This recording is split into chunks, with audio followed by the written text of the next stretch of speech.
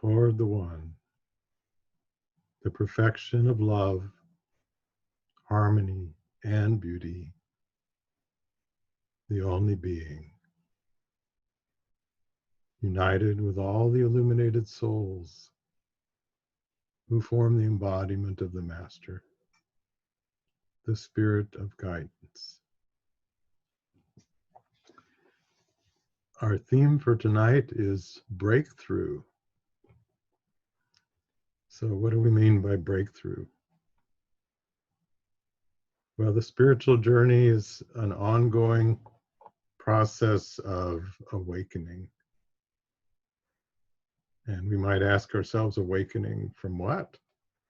Well, awakening from, in some traditions, it's described as awakening from an illusion. And that's, I think, a pretty accurate way of describing it. Not in the sense of how sometimes in Hinduism, the manifest world is described as Maya, like not having any real existence, but waking from the illusion that we are the way we think we are who we think we are what we have identified with is normally the world of our physical senses, our physical body, our thoughts, our emotions, our personality, ourselves as an entity that is moving forth in this life through space and time. A somewhat fixed sense of identity in relationship to everything else. So what does awakening mean? Awakening means freeing ourselves from that illusion. One, the illusion of being separate from everything else. The illusion of feeling ourselves as being separate from the divine. The illusion from feeling that all that we are experiencing and perceiving is other than the divine, other than a manifestation of the divine, an evolving form of the divine in different names and embodiments. And in Sufism, we have terminology to describe breakthroughs, and for many of us, the familiar terminology is fana, F-A-N-A, the annihilation or the shattering of a previous perspective, going through a period of reorganization and reformation and emerging into a higher state, which is known as baka. And sometimes this process of fana is triggered by no particular effort on our part. It may be triggered by a traumatic experience in life, an illness, a loss, a sudden change in circumstance, something that pulls the rug out from underneath us, so to speak, and forces us to question our assumptions about how we thought we were and how we thought the world that we exist in was. But there are ways that we can facilitate this process of awakening. There's ways that we can enable these breakthroughs to take place more easily than perhaps sometimes they occur through life circumstances. And this can come about in many different ways. We have so many practices that we use. We work with breath, we work with light, we work with energy, we work with sound, we work with the sacred names of God, we work with the zikr. And these practices certainly bring about transformation, but we can greatly enhance and facilitate how this transformation takes place and how the breakthrough takes place. And we can come at it in different ways. One is through an understanding. It's kind of like priming the pump with some seed thoughts that facilitate this process. It can come from just a basic realization that sometimes starts for me in science, oftentimes in science. Uh, and we're familiar with the idea that matter and energy are interchangeable. They can be converted from one form to another. And we can come to understand that we receive light from our environment. We take in physical light from the sun, light from the stars, and so on. We actually emit light, which is measured, can be measured, and then there's more subtle forms of light, the light of the aura. So one seed thought we can use to enhance this process is just the realization that we are beings of light. We are composed of light. In the sense, the matter that forms the very substance of our body is a crystallized form of light. So if we just contemplate on that, let's try that for a bit, that we are made of light. We are in communion with the entire universe through light, receiving light, emitting light, transmuting light that comes in. Light that comes in with each breath.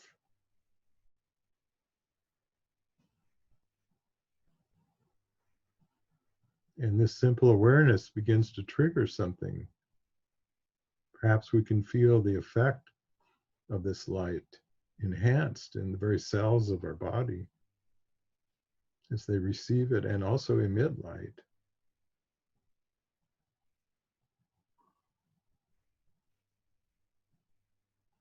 Perhaps we can feel our aura glowing more brightly with many frequencies of light, extending into space at the speed of light.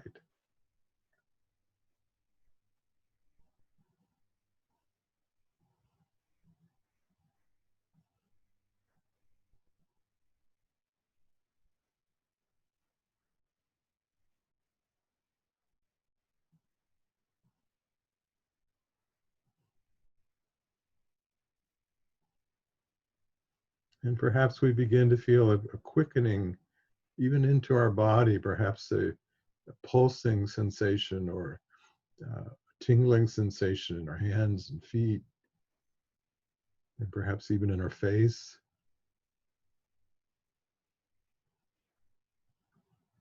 top of our head.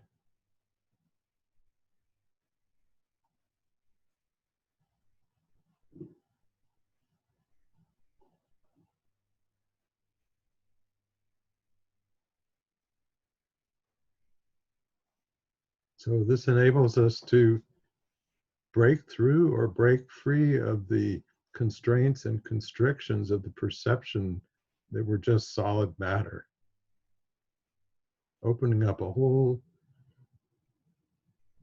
deeper and richer dimension of our being.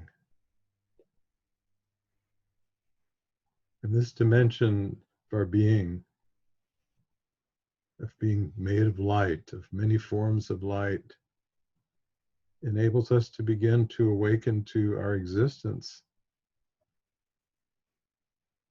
in more subtle levels of reality, known as the higher planes. Not higher in the sense that they're up in the sky somewhere, but more subtle.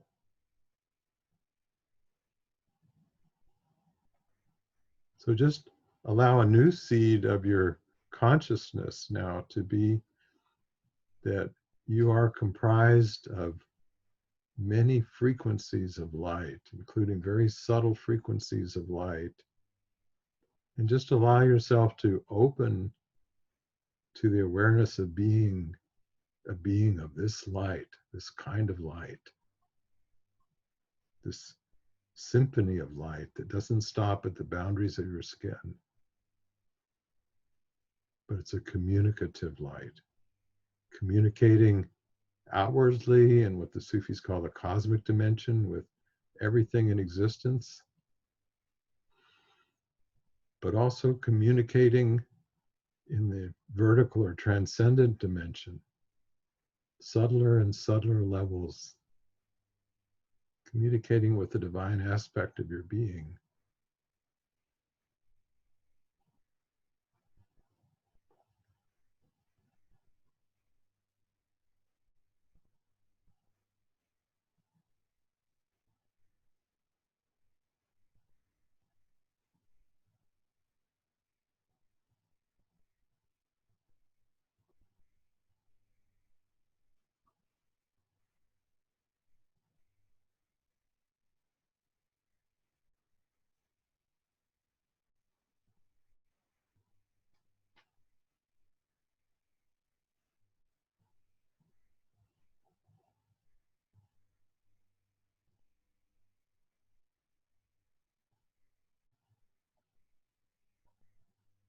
And now we can add a new seed to our consciousness, to our awareness, and that is that we are also beings of pure spirit, even more subtle than the light that comprises our being. Pure spirit is said to be that which enables life to live.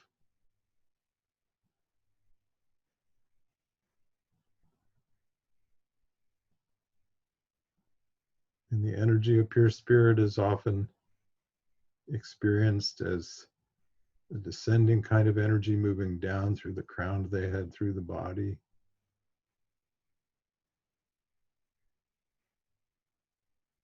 And we can start with that awareness, feeling that circulation of spirit that at first we think, well, it's coming from some other place, but in actuality, it is of the nature of who we are.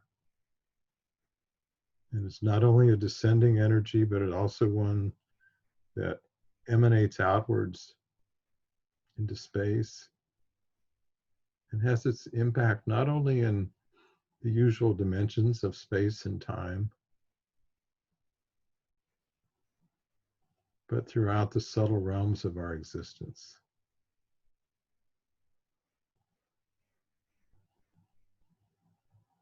So, can you open to the awareness of that catalyst which enables the life of your being, not just in this physical realm, but in the angelic realm, the realm of the jinn, and even realms more subtle beyond name and form?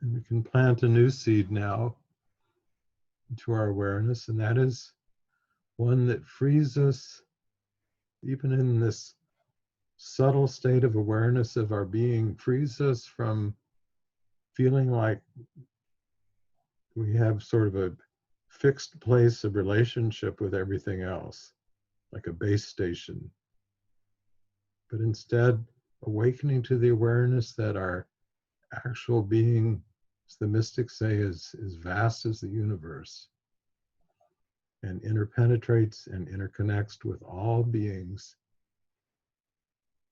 all levels of existence. And we can allow ourselves to have another breakthrough and open to that state of consciousness.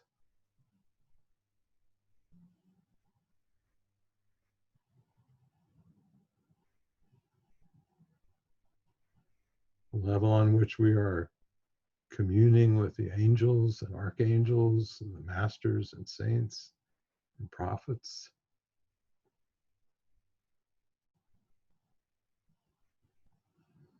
A level in which we are communing with our personal relationship with the divine, which even Arby calls our Rob, our ABB personal Lord, or our angel of our being.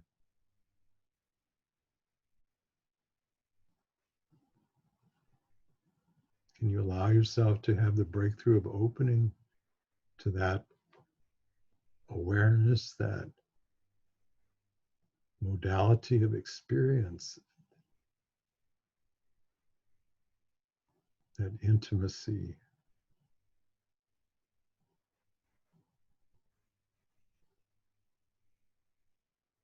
With your ever so personalized experience of the sacred.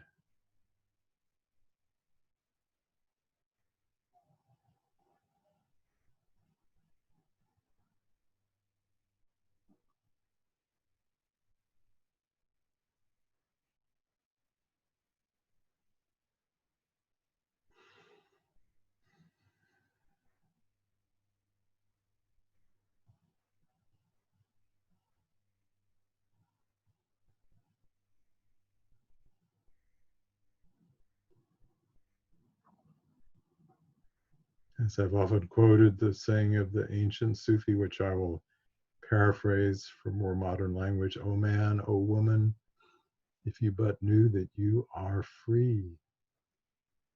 It's your thought of captivity that keeps you in chains.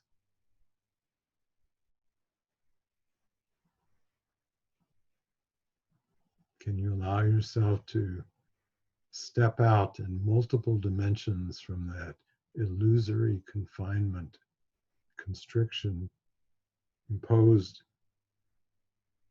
by your conditioning and the mass conditioning of collective general consciousness,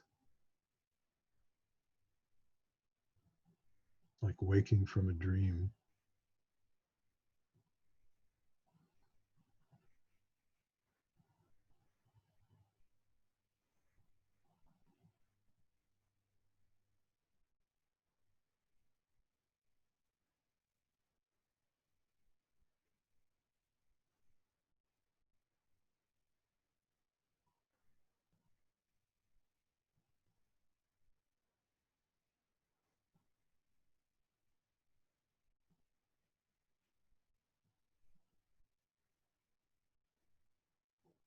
And in this state, I'd like to read you some words from Pir Vilayat.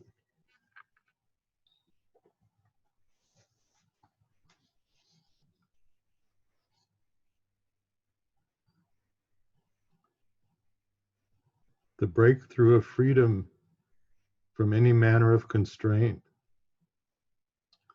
will spark a breakthrough of bliss.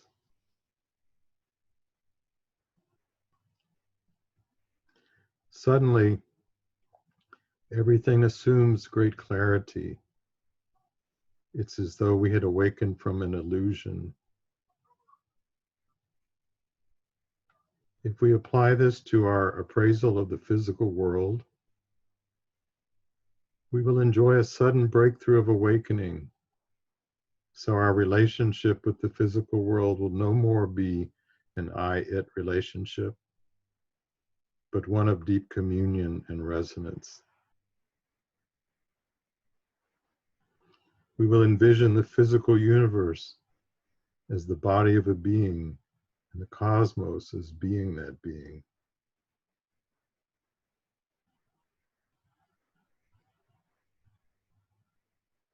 We encounter an amazing discovery: the very sacred and immaculate nature of our celestial counterpart, of which we have now become aware, leads us inevitably into exalting and glorifying the divine splendor now revealed.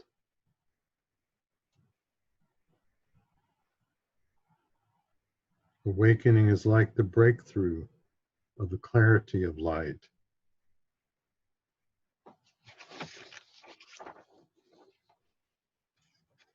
For Sufis, the whole universe is divine manifestation.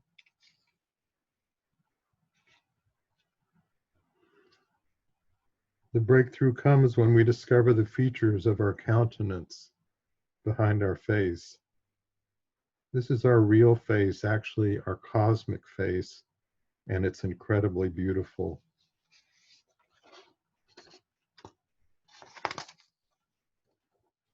The breakthrough is when consciousness is carried beyond the limits of the personal self. Consciousness has been carried beyond the personal vantage point and has become cosmic.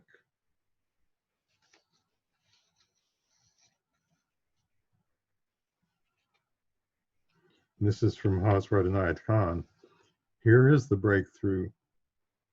The one who is conscious of his or her earthly origin is an earthly person. The one who has consciousness of their heavenly origin is the son or daughter of God.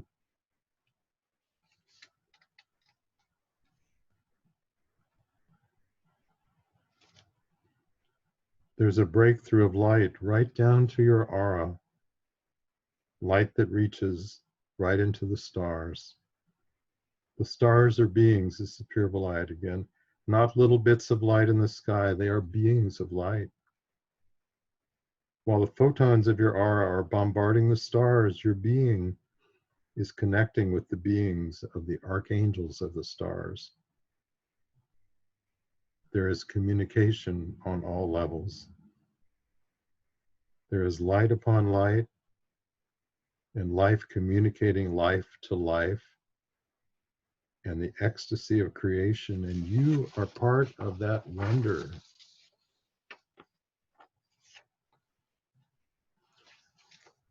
And a little more from Pure Vilayat. The programming of the universe provides for the chance of making a fresh start, opening a new chapter starting from scratch. Fluttering over our consciousness is a whiff of what it would be like to be liberated from the conditioning of the past and the feed forward of our destiny that our limited self built out of inadequacy. Referring back to the vortex model, the vortex does not simply converge the environment and boomerang it back. Let us consider life as recurrently rebirthing itself and re-emerging from the unsounded depths of the void in new, unpredictable ways. This assures a future that is immeasurably exciting.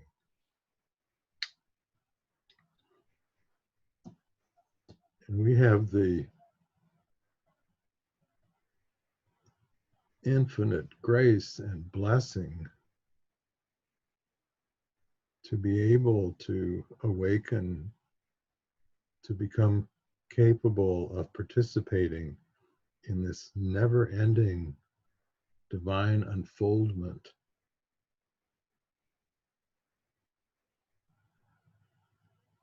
Of the evolution of the divine being in every name and form, in every level of manifestation. It's the never-ending story. The allegory of each of our souls is never finished.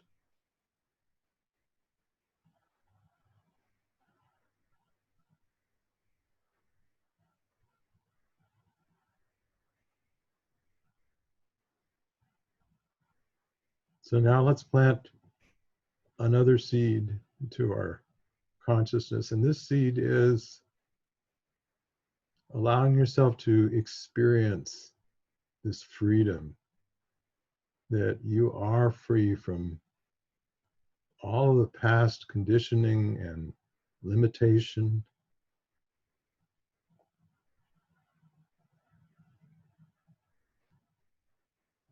You are a free, unique, beautiful, unfolding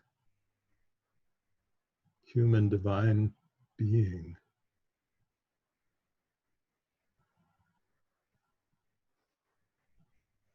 Which brings delight to the one who created you and brings delight to all the elements of creation, experiencing that which only can come through you.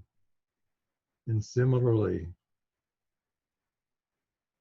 we're always gifted with the unending blessings of being able to experience all the ways that the divine shines through in the thick of life in every single circumstance, through every single being, including what we consider to be inanimate. Every atom, as Hazrat Inayat Khan says, has its moment of awakening. And each of us can become a catalyst to help further trigger, to start a chain reaction of awakening in existence. And this perhaps is another way of describing the role of the bodhisattva. In Buddhism, the bodhisattva is the being that has developed the capacity to achieve nirvana, ultimate final liberation, and says, no, I will not accept this final liberation until all sentient beings are liberated. And because creation is never ending, that never happens, but it's the blessing to be able to participate in that. And Hazrat Inayat Khan has a passage, I wish I had the quote to read you right now, but he says, the soul on the return journey, what keeps the soul from just merging back into the one are two aspects of the soul, two bodies. There's different bodies of the like the mind of the soul, so to speak. And one is the body of wisdom, and the other is the body of bliss. And it's the never-ending satisfaction in the unfoldment of that wisdom and that bliss that keeps souls continuing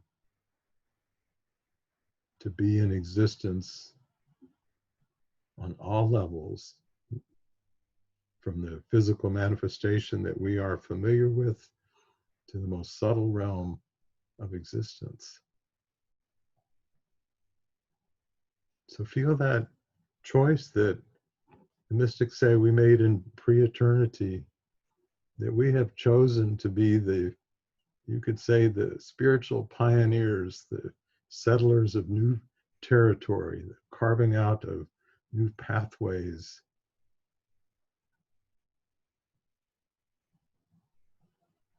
To be a part of the, you could say, the never-ending allegory of the soul of all existence.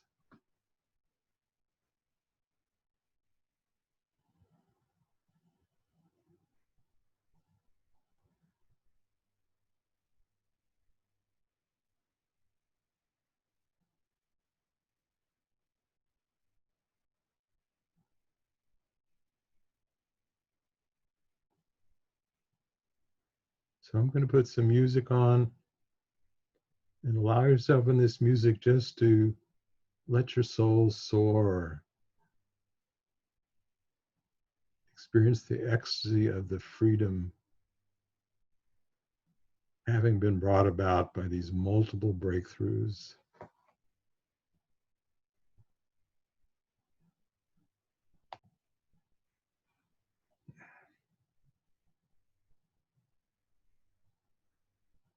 Pour upon us thy love and thy light. Give sustenance to our bodies, hearts, and souls.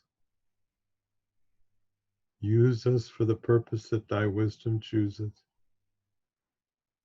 and guide us on the path of thine own goodness. Draw us closer to thee every moment of our life, until in us be reflected thy grace, thy glory, thy wisdom, thy joy, and thy peace. Amen.